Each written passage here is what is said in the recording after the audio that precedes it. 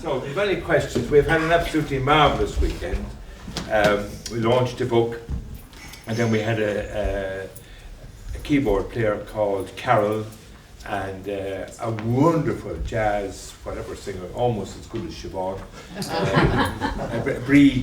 Breach Gallagher, and she sang Wuthering Heights and whatnot, and the Beatles, and it was just a rave really from that. And we had wonderful food, and above all we had, as you see, we had wonderful weather. So that went on from 2 o'clock to 10.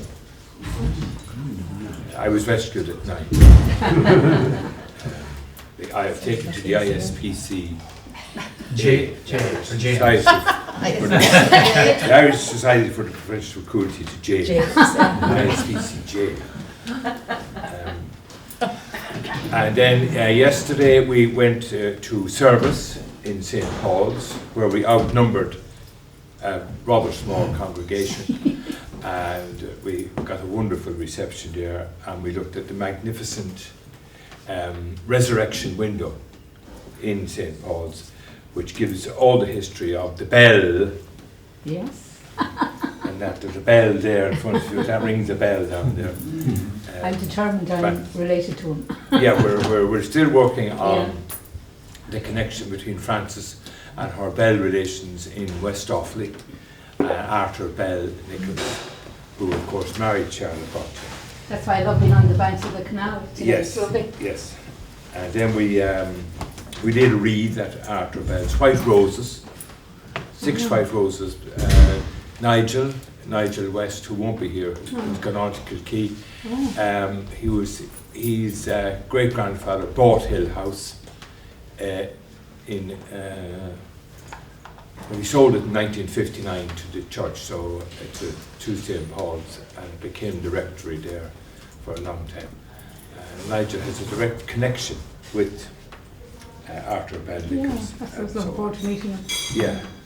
And he's doing an awful lot. He's extremely involved in the restoration, now complete in just 18 months, of the Bronte birthplace at Thornton, which also features in that book. Mr. Bronte had 6 children with his wife Maria, all 6 of whom predeceased him. It's amazing, isn't it? Maria and Elizabeth were born in Hart's Head, and then they moved to Thornton, where Charlotte, Branwell, Emily and Anne were born.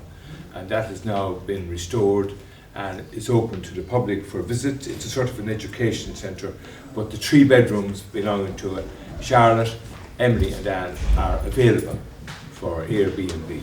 So if you want to do that. It's a bit expensive, but it's for a very good cause. Okay? Oh, hello there. Yeah, that's great news. Sharon, who's giving the talk, said, James, some of the slides I have are rather rude. So I've done a sort of a censored edition. I said I would prefer the other one. Will there be any young children at the talk? It's too young. He won't get it. I said no. So have you cotton wool?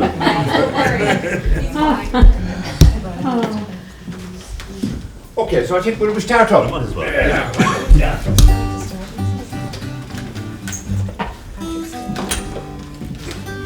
So this is, if you put your hands together, for the Banagher Bronte Ensemble.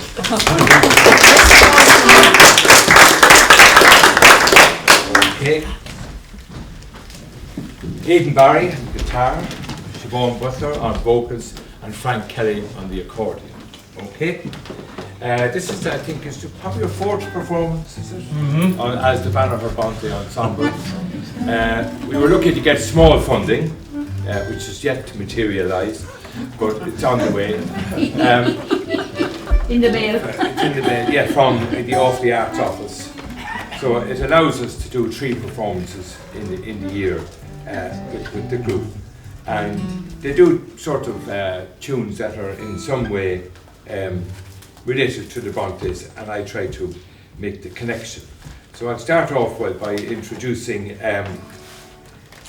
the first two tunes, which would be St. Patrick's Day and Love's Old Sweet Song, the words of which are somewhere near you. Yeah. If you do feel like singing, well, you remember Sing an Leo Irish song. Maguire Do and sing the an Irish Walton's song. programme.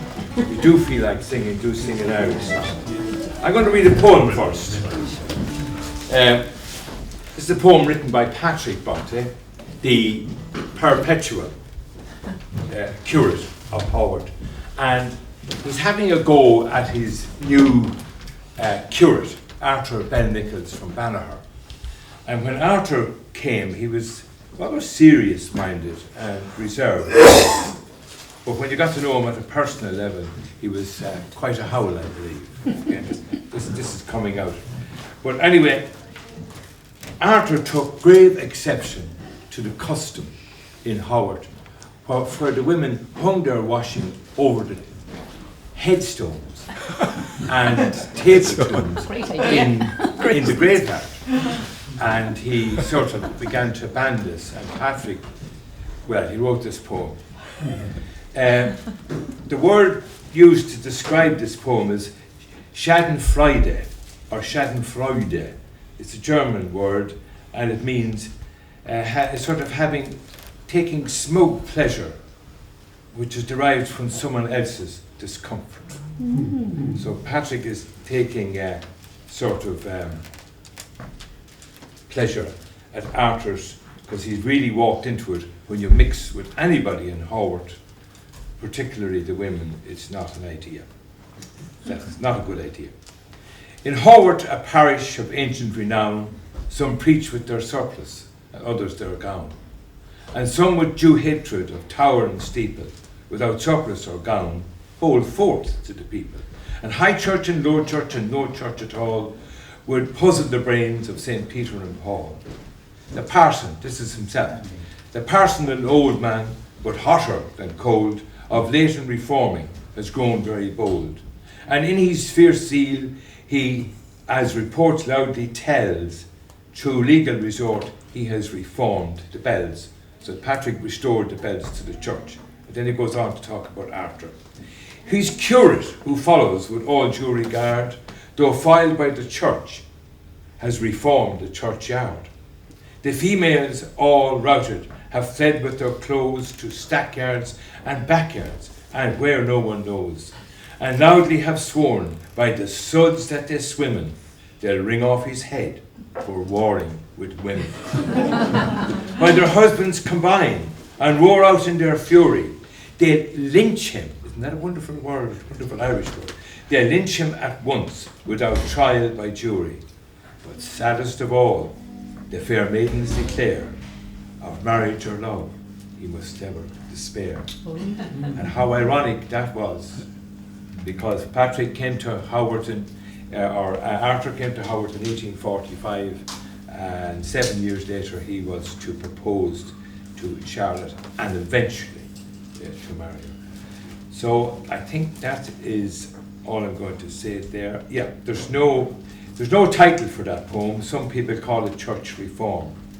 But that Arthur preserved a copy of it, a copy of the text in Patrick Bronte's hands, suggests that he too may have seen the humorous side of the saga. So Patrick Bronte was born in County Down in St. Patrick's Day 1777, so hence the piece St. Patrick's Day, followed by that most wonderful Offaly tune, written by James Lynham, not written by James Lynham, but put the music and so on by the great Offaly composer from Rahan, just where Rahan meets Pulla at Cornellar, James Lynham. That's called Love's Old Sweet Song, which of course is the song that runs through James Joyce's Ulysses.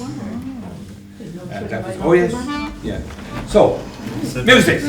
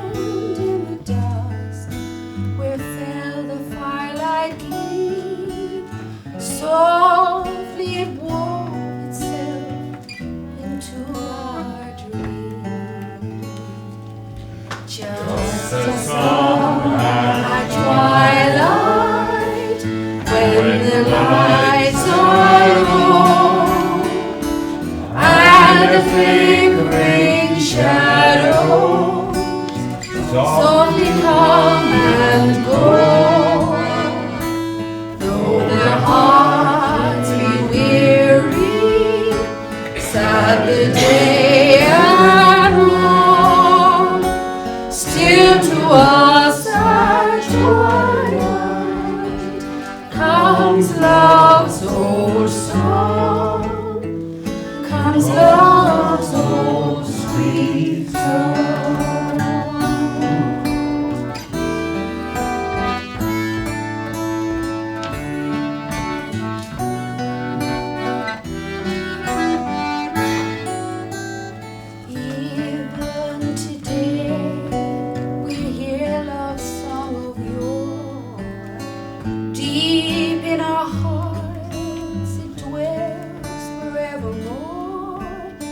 Footsteps may fall to weary grow the way, still we can hear it at the close of day.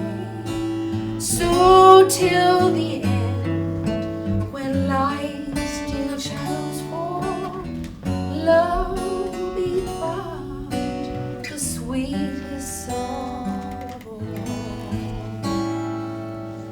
Just a song at twilight, when the lights are low, and the flickering shadows softly come and go. Though the heart be weary, sad the day and long, still to us at twilight comes love's old song, comes love's old sweet song.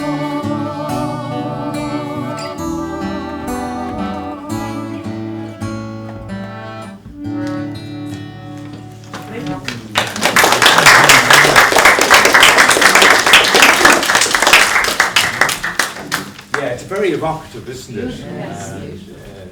I was given a rather difficult task recently. I had to assess myself in regard to the 7 deadly sins. So under lust, I think I wrote, well, Nil. yes. Slight decline of late. And then I quoted those wonderful lines. Still to us at twilight comes love's old song, comes love's old sweet song. And of course it is the great song of Ulysses. I've often told here, I think, the story of Molly Bloom in Confession. And where did he touch you, my child? In hope. She declined to answer. No. Where did he touch you, my child? Was it high up, you know, where you sit down? She declined again. No. Where did he touch you? Oh, she says, on the banks of the canal.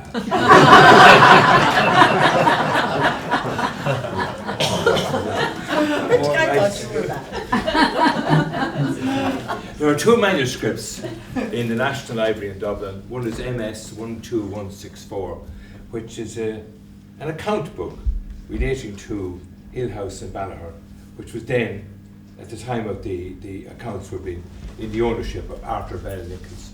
Arthur was born in Killeed, very near where George Best Airport is. Is it called George Best Airport? Yeah.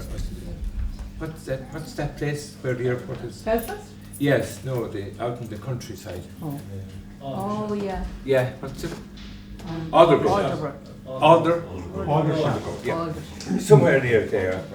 In 1818 or 1890, the juries are still out. We can't agree on that. And in 1825, the Reverend Alan Clark Bell of Cua House, Banagher, and his wife Harriet Adamson go to visit. And if they do, they bring back to Banagher a 7 and an 8-year-old child, Arthur Bell Nichols and his brother Alan. And there he is to spend most of his life. apart from going to Trinity College and 16 years in Howard. So he was adopted by his uncle Alan Clark Bell and Aunt Harriet. Alan died rather young in 1839. I would think largely as a result. He was headmaster of the Royal School in Banagher, which was very badly damaged in the Great Wind. And we know that from a letter he wrote on the 7th of January, the morning after. And I think he said, I love this word, I described it as Banagher being painless. Painless in the sense that there wasn't a pane of glass. Every window had been blown in, and Alan says in his letter, even Duffy, who seems to be a general handyman around the town, even Duffy couldn't get a pane of glass. But I think he also suffered from maybe contracting cholera during the 1830s, and he died in Kingstown. We were looking at Aunt Harriet's grave yesterday, and someone said, why isn't her husband's name on the headstone? And I said, really, I hadn't thought about that. Anyway, he was, in 1839, he was quite ill, and he was going to go abroad, I don't know where, but he died before he got on the boat in Kingstown, Dunleary. We think he's possibly buried somewhere up there. Okay, but that's one manuscript is about the farm and the accounts. The second one is in Arthur's hand, and it's written in ink, and it's signed in pencil, August 1861. Now, this is a pivotal moment in Arthur Bell Nichols's life. Charlotte had died in 1854 after 9 months of the marriage. He remained on, living with Patrick Bronte, whose 6 children and wife, Maria, had predeceased him. So you have these 2 men living in a parsonage, both widowed. And Patrick, when Arthur first proposed to Charlotte, Patrick had violently opposed it, to the point that the following morning he dismissed him as his curate.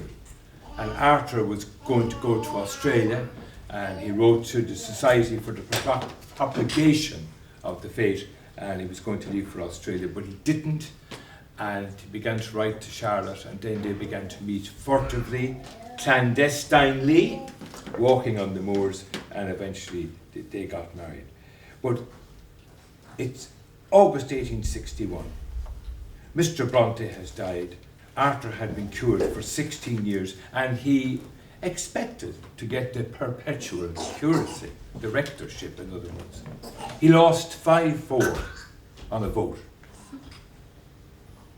So suddenly he had to get out of that house. Okay? And he did not want to remain as curate. So he left the church in every sense, returned to Banagher, bringing with him all sorts of Bronte heirlooms and treasures. And they remained in Banagher for almost 50 years. But the second manuscript in the National Library in Dublin is called When Thou Sleepest Lulled by Night. And it's a poem written by Charlotte, but written out by Arthur's own hand. Just at that time where he was going to leave Howard after 16 years, after Charlotte had died 7 years previously, and Patrick had died, and he was out of a house, and the job, he just didn't want that job of curate anymore. So in that poem, Charlotte reflects on what happens when we're asleep, what actually goes on. We reflect, she just reflects on what we might reflect on when we're happily asleep. I think you have to be happily asleep. So to celebrate that, we're going to, the musicians are going to, Ensemble are going to play Moore's Oft in the Stilly Nights. And Moore was a great, Thomas Moore was a great fan. The Brontes were a great fan of Thomas Moore's melodies. Okay.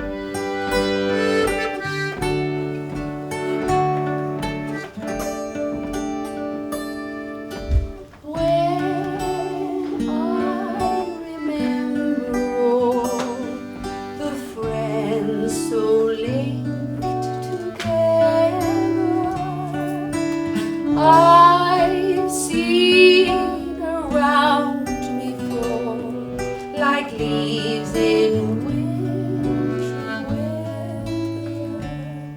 I feel like one who treads alone some banquet hall deserted,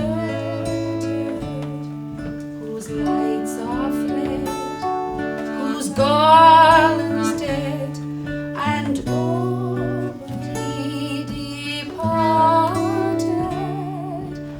Thus in the stilly night, ere slumber's chains have bound me, fond memory brings the light of other days around me.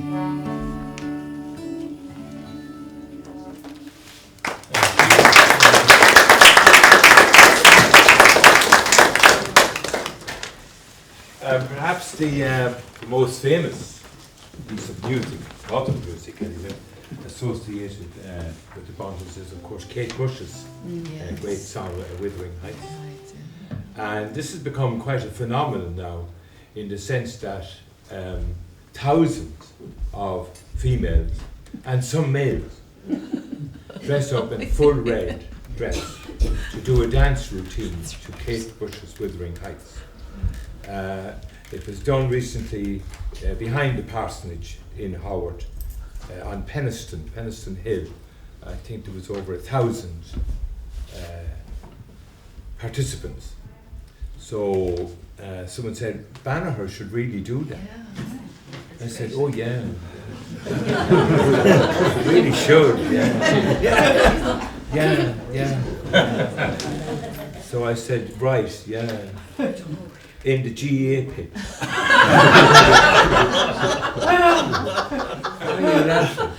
About would be a good place. The GA pit. Where we would have parking and facilities and a stand for those who want to sit. Someone said, why do you sit in a stand? And the other one follow up to that was, yeah, and in rugby, if you score, you get a try. Anyway, so the GA pitch is in fact the right place, because when you look across the hurling pitch from the stand in Banagher, you're looking at the remains of the Royal School in Banagher, where Arthur Bell Nichols lived and was educated. So that's the perfect backdrop. So get your red dresses, girls and boys, and we might be able to have that sometime next year, Francis. Maybe we might aspire to that.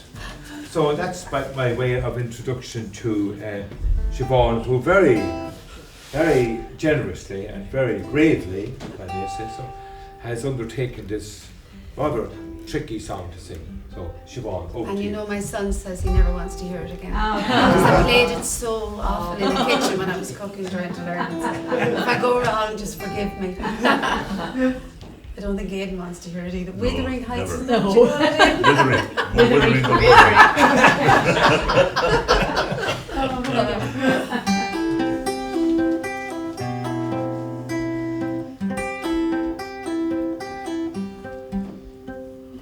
Out on the wily, windy moors we roll and fall in dreams.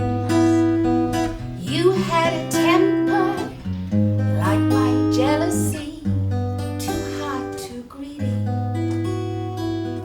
How could you leave me when I needed you, possessed you?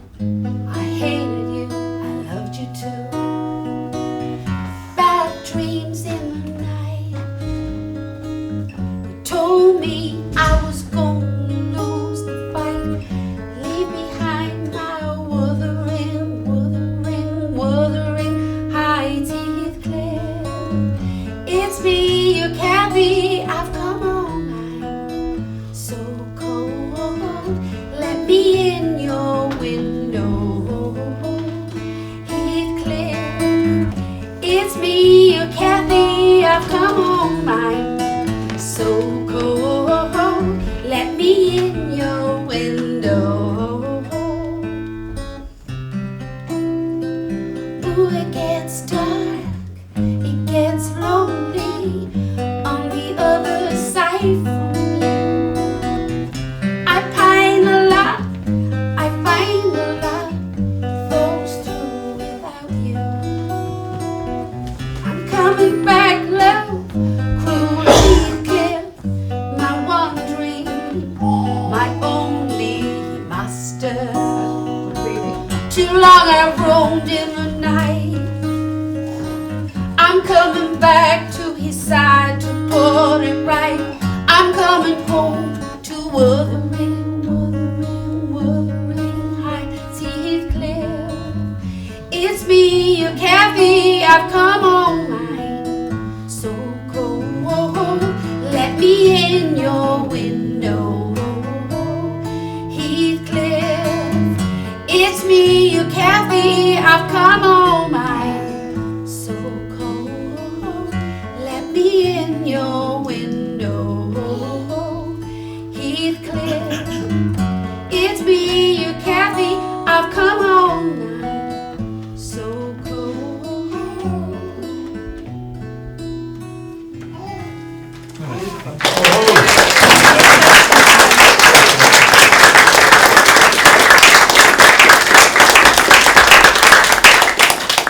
Now, it was impeccable timing at the two great authors, Anne Dinsdale and Sharon Wright, have arrived, so we give them a great call of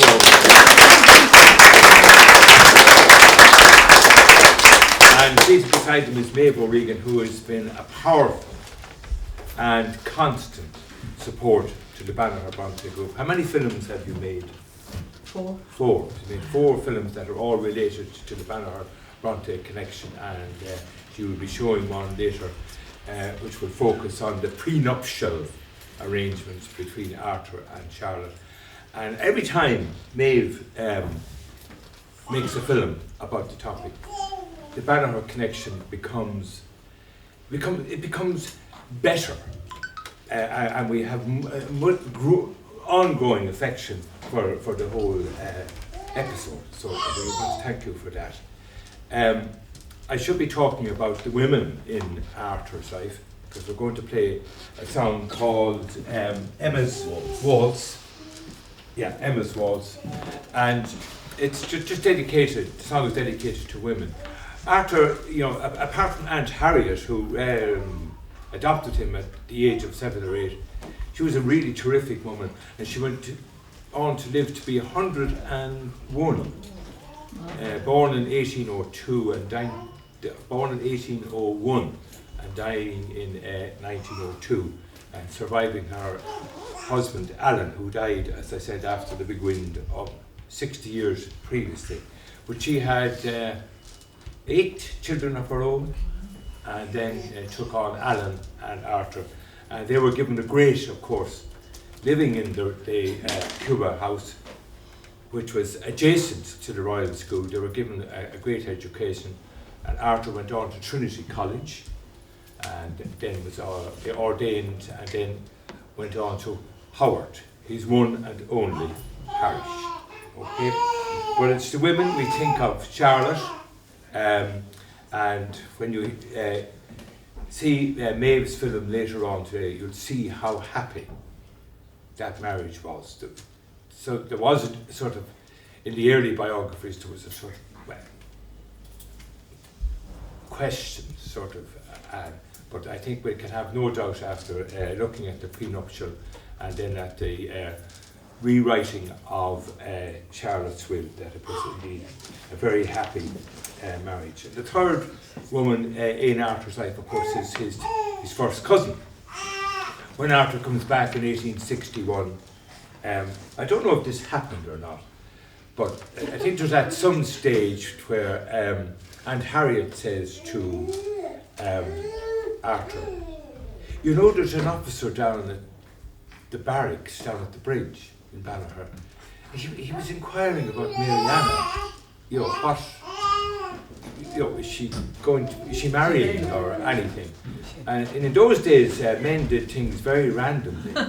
We were talking yesterday of one man who proposed to Charlotte And she declined, so he just said, that, okay, next. And there is the story, of course, of Patrick. When his wife Maria died and he had 6 children, he proposed to an old flame, saying that his ardour had been rekindled. She somehow declined that. Oh, God, But anyway, Arthur replied to Aunt Harriet, but she's mine. Mary Ann is mine. And I don't know what she said, but she probably should have said, well, you'd better tell her that. So I think she arranges for them to go out into the garden and he proposes and she accepts. And it's a wedding of marriage of convenience, companionship, and in many ways of compassion. And it enables Aunt Harriet to give the small farm attached to Hill House in Banagher to Arthur, and he becomes a small farmer for the rest of his life and engaging in little or no clerical duties. So we do dedicate Emma's Waltz to Aunt Harriet, Charlotte and Mary Ann. Just before I play this tune, at the start of May I fell and absolutely destroyed my hand. I broke my hand in several places and all the rest of it. And so this is the first time I took the accordion out since 3rd of May. So this is an intricate tune, so you'll excuse me. Somebody said to me that like falls, a small child will fall and they'll cry and get up and run off. And then later on you have a fall, which becomes a significant event. And then later still you have, I've had one of my falls. So after that, after having a fall, we'll try and play Emma's Waltz. We'll try the waltz.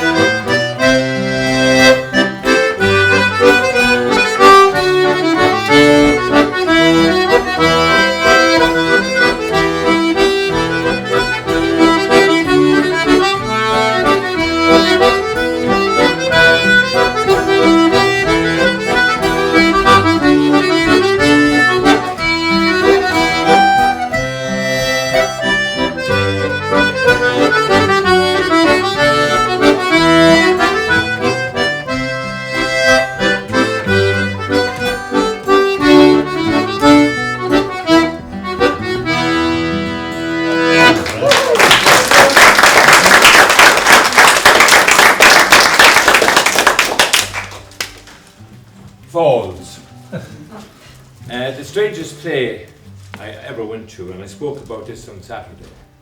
I think the highlight on Saturday was when Kay Sheehy of the Arena Arts Programme, recently retired producer and presenter, and a great colleague of the recently deceased Sean Ross. She interviewed Anne and Sharon. And I was in the privileged position of being very near the three of them and yet looking at the audience. Now the word audience is very important because they were listening so intently. And it reminded me of the time I went to Samuel Beckett's play, All That Fall. When I went into the Abbey Theatre, there was no stage, there were no actors. There were no seats. There was 100 rocking chairs. Because All That Fall is a radio play. So you just sat into a rocking chair, and then after a while, the lights went down low, and someone turned on the radio. and you listened to that play. And I was asked recently after my pop-up bookshop, 8 days in Burr, I'm still standing, would I have any ideas for Burr Vintage Week next year? I said yes, a radio play. So they've taken that on. All I need is a dark room, candlelight maybe, bring your own if you want to, and we'll put on some radio play. So that's all that fall. And that, on Saturday, the interview was just a wonderful piece of radio. It was a wonderful interview with the lovely questions and answers and anecdotes and humour, and I'm delighted to say that the audience was just riveted, and it went on for the best part of an hour, I would think, so it was great. But to move on to our last piece, which is The Town I Left Behind, Johnny McAvoy's great song about Banagher. When Arthur came back to Banagher, as I mentioned, he bought so many Bronte treasures, including the dog, Plato, Plato, and also Martha Brown, who as a young girl had become a sort of a running for messages in the Bronte household, and then spends maybe the next 30 years or so as a servant in that house. So she comes to Banagher as well, and she was renowned in Banagher for her accent and also for her Victorian sponge cakes. And she's over at 2 and 4, she doesn't stay in Banagher permanently, but Arthur wrote a lot of letters to her, which were published by the Bronte Society. And I'm just going to read some of these. There are other, I think it just shows him as a man who was disillusioned in August of 1861 when he wrote that poem, When Thou Sleepest, Lulled, When Thou Sleepest, Lulled by, When Thou, anyway, that one. You know the one that's in the National Library, yeah. And I'm just going to read some of the extracts from these letters that have been published to Martha and so on. I will get to them now shortly. I have some sort of a system here. And he's a man very much at ease in his new life and very, very relaxed. 34. 31, 33, 34 is hiding here.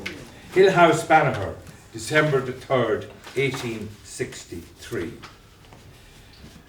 Dear Martha, I was glad to get your letter and to hear that your mother and yourself are both well. We are well here, except my aunt, who has been suffering for a day or two from headache. I have got the pump finished. There is a good supply of water in it at present, but I am afraid there will not be sufficient in summertime. Abby and Julia find it a great convenience to have it so near them. Abby and Julia were 2 servants in Hill House. Plato, the dog that he had brought from Howard, Plato was very well. He was getting very thin, so I made them give him some dinner. We got a new cow lately. She was a very good one. She cost £14. I'm fattening Polly. I leave that with you. I'm fattening Polly. I had your old friend the sow killed last week. Pat sold her in Burr. As you go into the market square in Burr, there's an area known as the pig market. I presume that's what that was. Pat sold her in Burr. On his return, the mare knocked him down. He fell under the cart and was dragged along the road until the wheel went over him. He was not much hurt. I think, of course, in Burr is a lovely pub called the Market Tavern. I wonder, did Pat take refuge there? And again, a lovely instance of Arthur's generosity. It's December the 12th, 1863. I enclose a cheque for £1. a Christmas box for your mother and yourself. You can get it cashed at the Craven Bank in Keighley. Remember me kindly to your mother. Believe me, sincerely yours, A.B. Nicholas. Isn't it beautiful? I'll just do another one or two of them as I will find. And there's a lovely photograph of Arthur Banagher standing in the market square in Banagher with his slouched hat and his cape and a very large stick, and talking to another very tall gentleman, and just in the middle of the square, and just a man I would think very much at ease and very, very happy in his own locale, his new locale back in Banagher. Page 41. Is all this making sense? Yes. It's fine.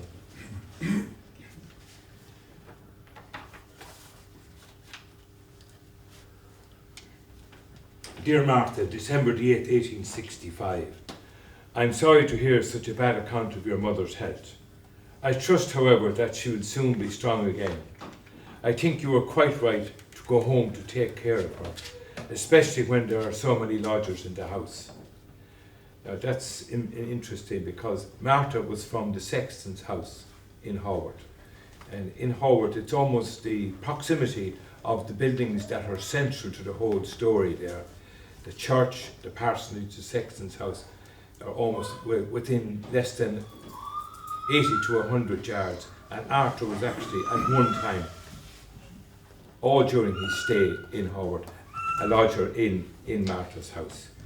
So I'm glad that you were right to go home to take care of her, especially when there are so many lodgers in the house. I send you a postal order for £1 to get wine and any other little comfort she may require. If you want any more, I shall gladly send it to you. So the other letters go on to talk about, and it's lovely, Pat has got the turf home. He has that Midland concern, that obsession of getting the goddamn turf home. We have to save it, or if we don't save the turf, what do they say? And then that there's a new distillery coming to the town. He rejoices in that, and that it will give great employment. He made a wonderful contribution to the GA Club when it started up in 1884. I think he gave the second largest subscription of 4 shillings. So he's very much a man that is involved in the town of Banagher. And I'm just going to finish the introduction by reading Liliana Pasturska. Is a great friend of Joanne Wilcock, who is a really great friend of the Banagher Bronte group. It was Joanne who said, I can't understand how the people of Banagher can't pronounce Howard. So that's fine. Leave that with us. We'll work on that, Joanne. Anyway, here's Banagher Honeymoon by Liliana Pasturska. And this reflects on the honeymoon, the week in Banagher. Air sweet like honey, the moon's pale crescent in the sun-setting sky, ready for the coming of night. Open country stretches before her, towards the trees, beyond the horizon, exudes the long day's contentment. She leans back in her garden chair, closes her eyes. Has she ever felt so at peace? So at home. This grand house, happy, enlightened people, security, kindness with no reservation, as if she belonged here all her life. She recalls their morning walk, arm in arm, companionable. His help in freeing her from the brambles that caught at her skirt, reassuring touch of his hand, the smile. Long stroll along the main street, the castle, then across the bridge to the tower. So much history, Napoleonic threat, her old captivation with the victorious Duke. So much to tell, so much to share in this friendly country town, the gentle surroundings. Remembering their visit to St. Paul's Church, she thinks of another spire, another country across the water. Two homes, so different, so equally dear. Okay. So that's Banagher, as Liliana captured it in the time of the honeymoon, and now we'll have it as Johnny McAvoy's brother was home from St. Louis, and he wrote the words of the song, and then Johnny put it through music, and it has been, well, become the anthem of the town. Okay.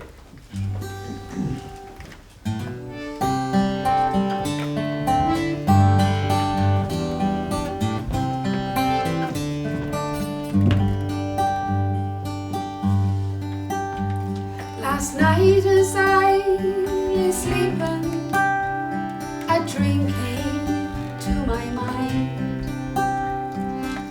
about a place I loved so well, the town I left behind.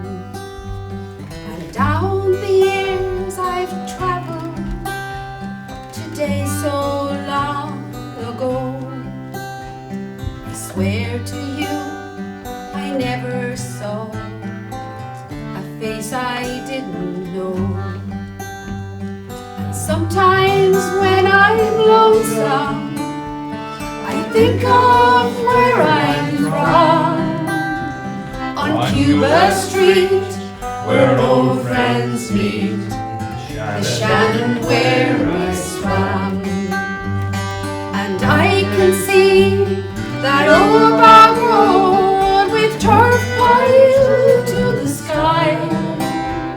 Oh, Banagher, you'll be my town until the day I die.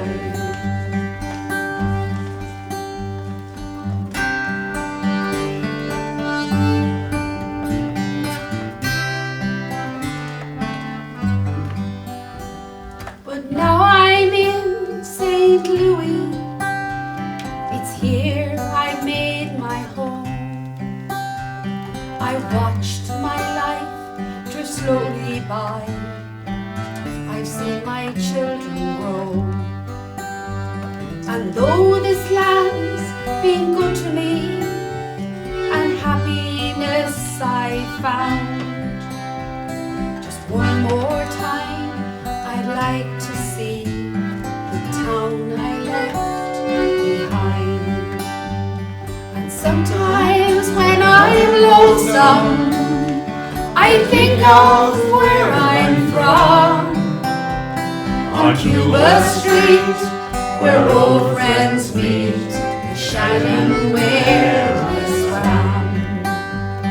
And I can see the old bog road with turf piled to the sky. Oh, Banagher, you'll be my town until the day I die. And sometimes when I'm lonesome, I think of where I'm from, on Cuba Street, where old friends meet, the Shannon where I swam. And I can see that old bog road with turf piled to the sky. Oh, Banagher, you'll be my town until the day I die. Oh, Banagher, you'll be my town until the day I die.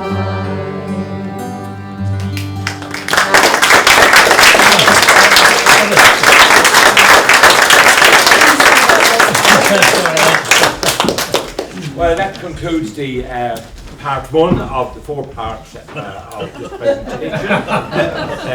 That's the Banagher Bronte Ensemble. Thank